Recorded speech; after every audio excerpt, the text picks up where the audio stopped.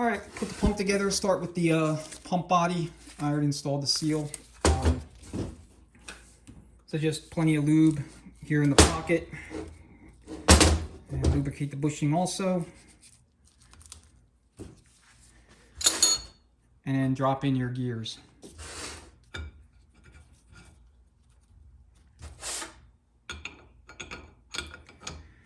All right, so I know I talked about this earlier on or in other videos pertaining to the TH350 when it comes to pumps, but the pump gears, they do vary. So you want to make sure that you're getting the correct thickness of gears. I want to say there's a 720, a 721, a 722, a 725, and a 727.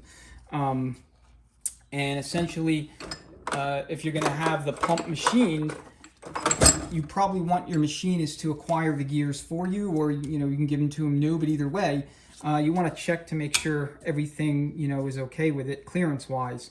So I just simply take a little straight edge, and I'll go on all four sides and double check to make sure that everything is everything's good, that the gears can turn freely underneath the straight edge without making contact. But at the same time, that there is essentially zero daylight between the the bottom of the straight edge itself and the face of the gears. So you want the pump gears to be offset to the rear like this, where the tabs are offset to the rear, so that you don't break apart the tabs when you go and install the torque converter.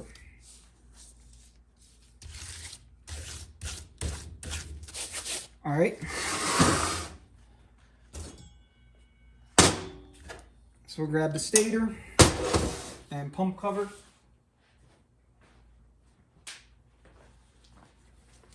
And I'll put like a rag or an old shirt or something between the whatever holder you're using. This is a Sunshell. I have a 4T65E, so I don't make any contact with the working surface that's been machined.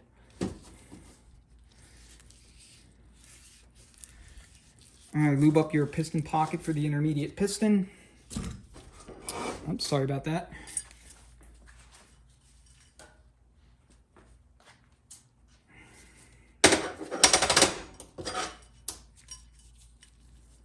And you're just going to install your lip seals with the lips facing down.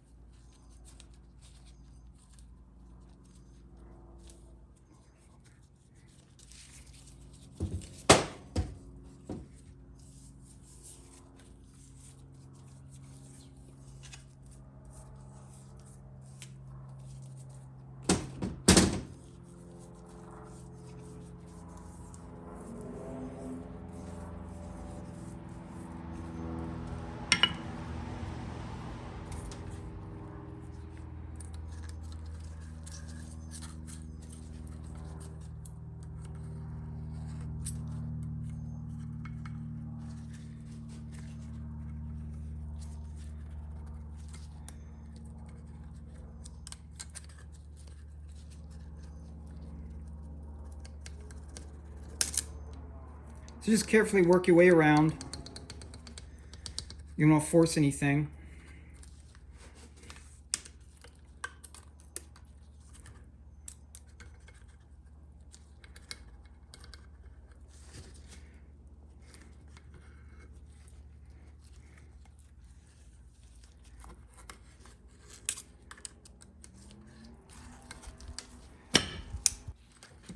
All right, there it goes.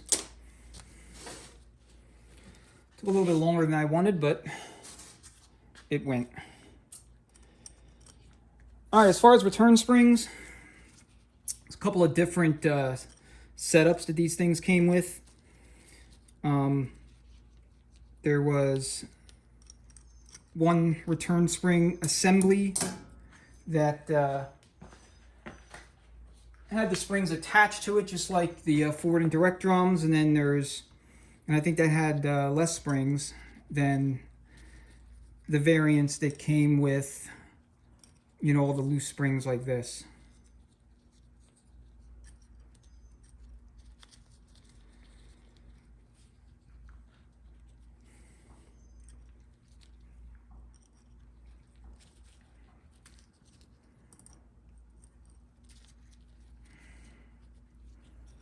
So once I get done installing these, I'm going to have to carefully lift up on this and then stick the pump body underneath so I can mate the two of them together.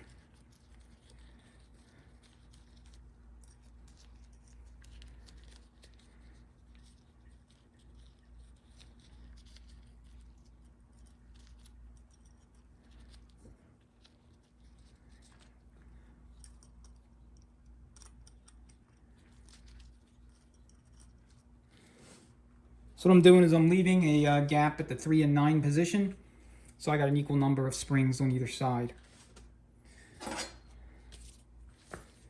Just going to line up my bolt holes.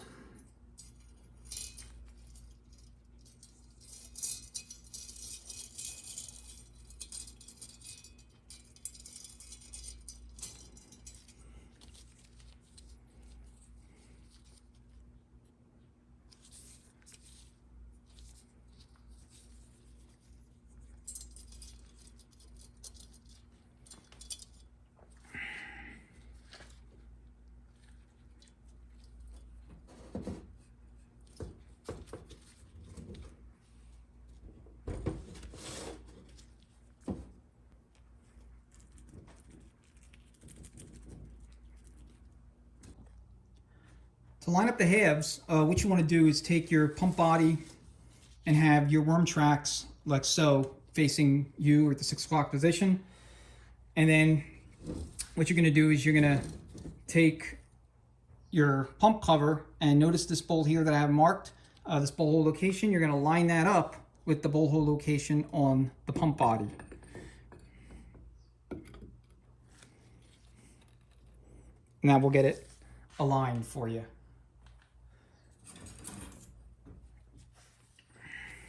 All right, now I didn't put my alignment tool in place, so let me do that.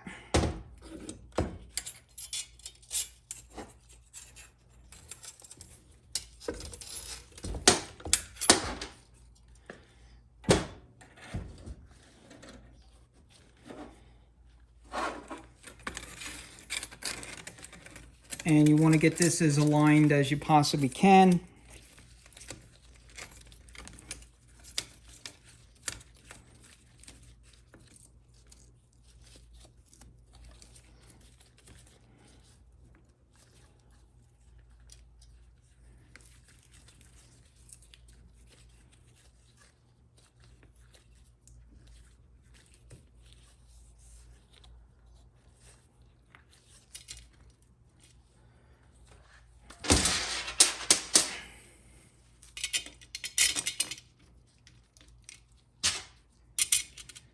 All right, so you're gonna need to work against spring tension.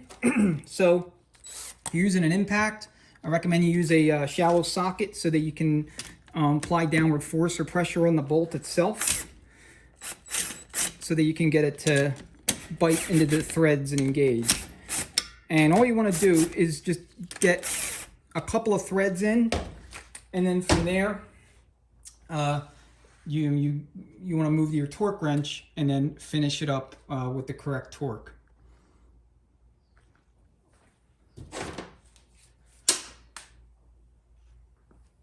And for that, you can use a deep socket if you want. Okay, so these all get 15 foot-pounds, and you just tighten them like you would lug nuts on a 5-lug vehicle. So I just go around in a kind of clockwise or counterclockwise direction and hit every other one until they're all torqued. I'm going to work these in just a little bit more. Oops.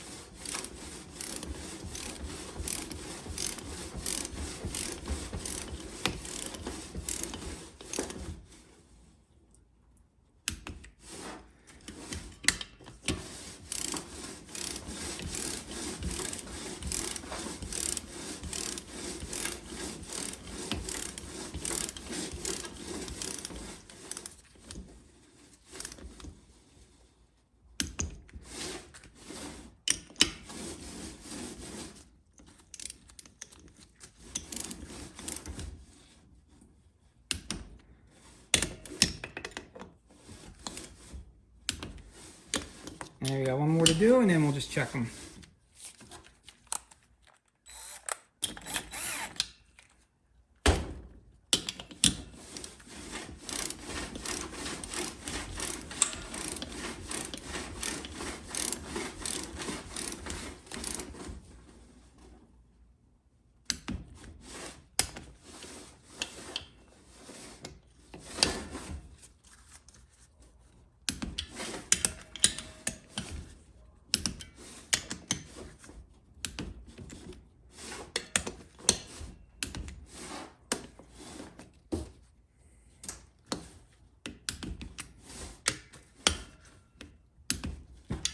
Yeah, I think we're good.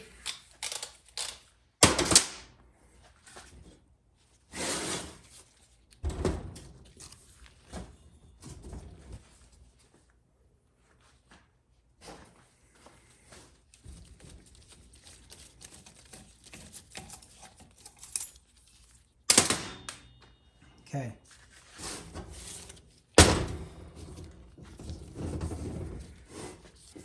All right, so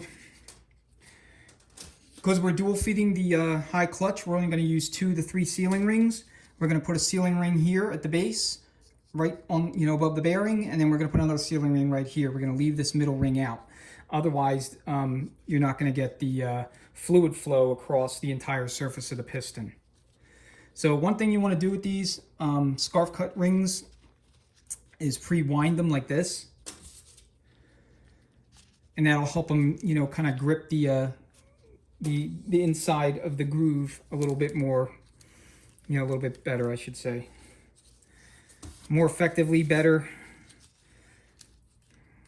Ultimately, it makes them less likely to protrude out and get caught up on the drum itself. So same thing with the forward drum sealing rings, pre-wind them and then install them.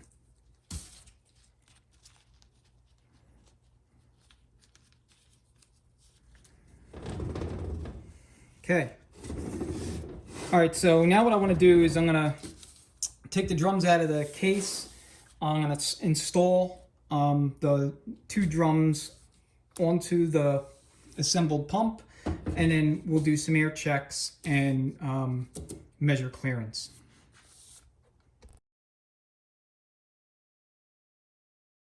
All right, dial indicator set up. We have the plunger sitting on a one of the clutch teeth for the top friction. And when you measure clearance, you want to make sure that you have the plunger, as straight up as can be, and at the same time that you are in fact on the tooth of the clutch disc and not on the pressure plate, because that's not going to give you an accurate reading if you're resting it on top of the plate. So for direct, this is going to be the feed port, but you want to make sure you put a finger right over the high reverse feed port as well, so that air just doesn't rush in one side and out the other. Because remember, we left out the center seal, the seal on the drum itself, and we also left out the sealing ring, in the center that also corresponds to that, where that circuit is partitioned. Otherwise, air will just go in one side and out the other. All right. It's set on 0. What I'm looking for is somewhere between 50 and 60 thousandths of an inch. So I'm going to plug the high reverse port, and I'm going to put air in the direct. You don't need a ton of air, just enough to get the needle to move. Okay, I'll do it again. Dial indicator's telling me like about 75 to 80 thousandths of an inch. So it's a little bit too much. So I think I'm going to go ahead and install a 90 thou thick steel, and then we'll see what the clearance looks like once I do that.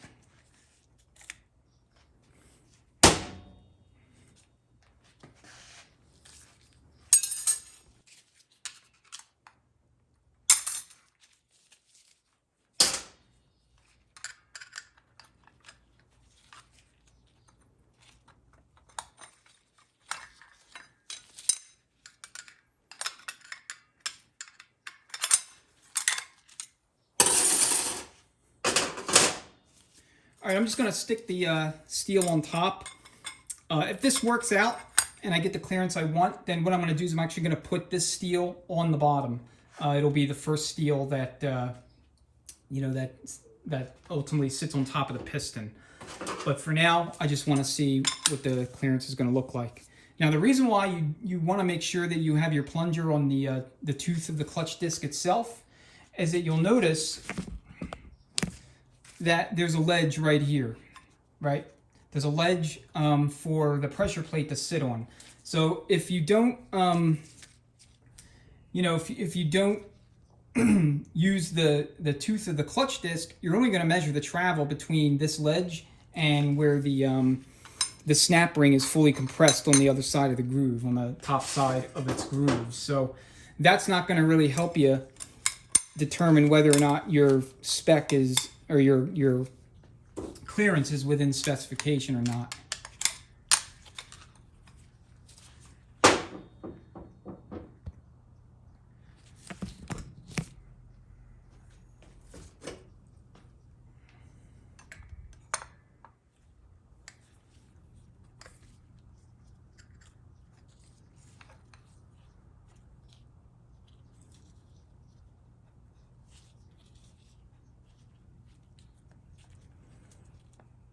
I'm going to reset it back to 0, and we will see where we are at.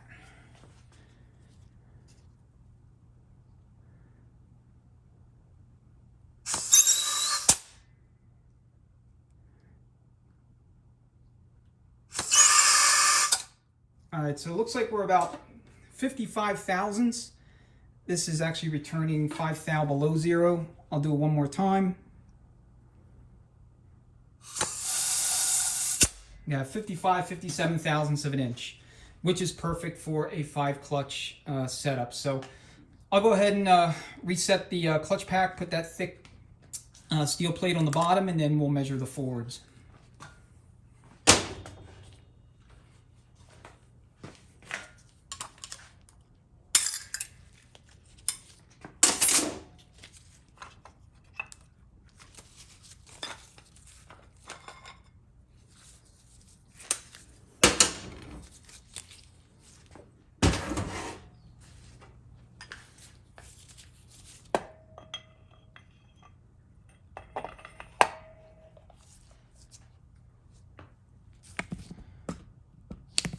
I'm going to reset the dial indicator. Again, forward clutch is the same deal. There's a ledge that the pressure plate sits on, so you want to make sure you're engaged on the top friction disc.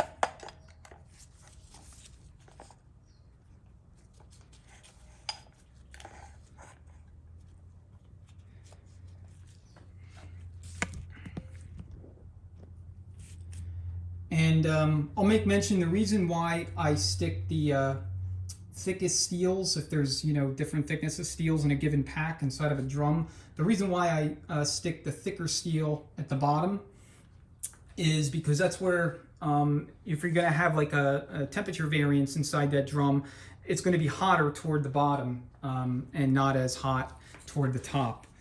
So it's generally good practice to stick your thicker steels on the bottom, and then your thinner steels up top or toward the top of the drum, if in fact you got different thicknesses there.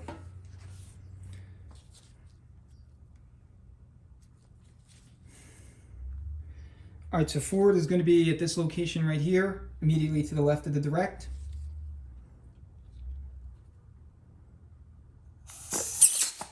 Oops. That didn't help.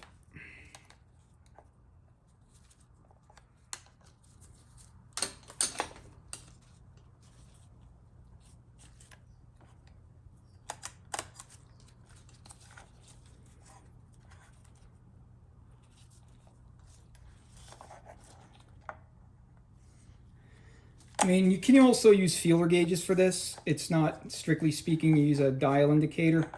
You might get slightly different readings, but it's not the end of the world. I mean, as long as you're, within a few thou.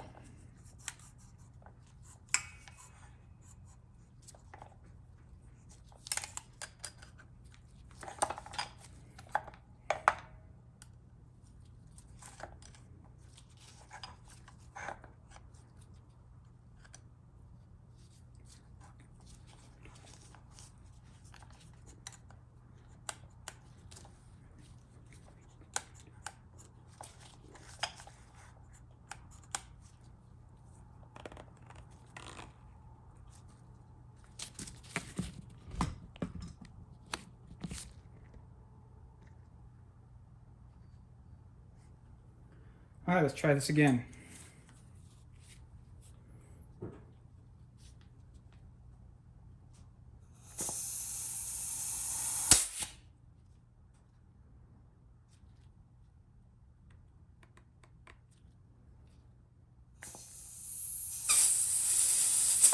All right, I'm getting 50 thousandths with full compression.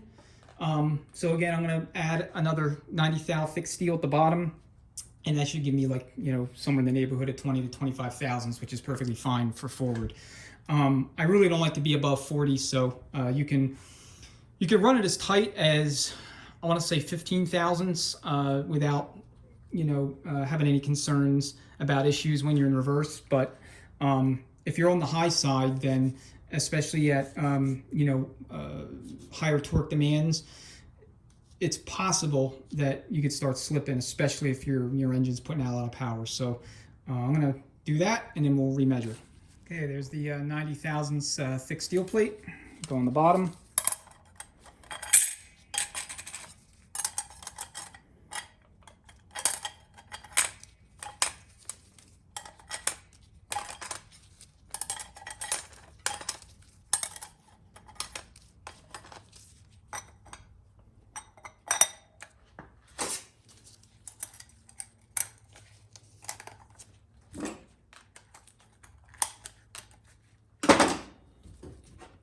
Sorry about that.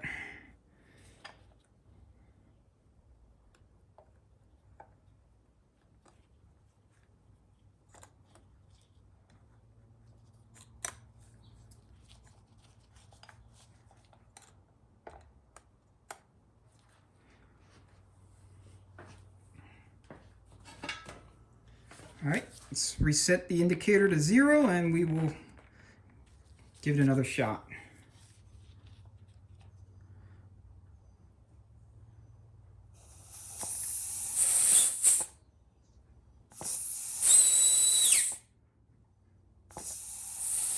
It looks like we're hitting full compression right at 40 thou.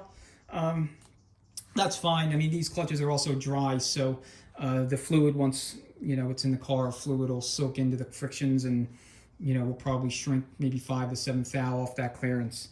Either way, 40 thousandths is as high as I'm comfortable with, and it should be fine for this application. But if you're like at 50, 55, 60 thousandths, somewhere in there, you'll want to add an additional steel. Now, if I added another 90 thou thick plate, I'd probably be a little too tight. Anyway, those are the air checks. They're done, so now we can more or less put everything back into the case, get it fully assembled, and we'll do a final front end plate check before we move to the final assembly portion.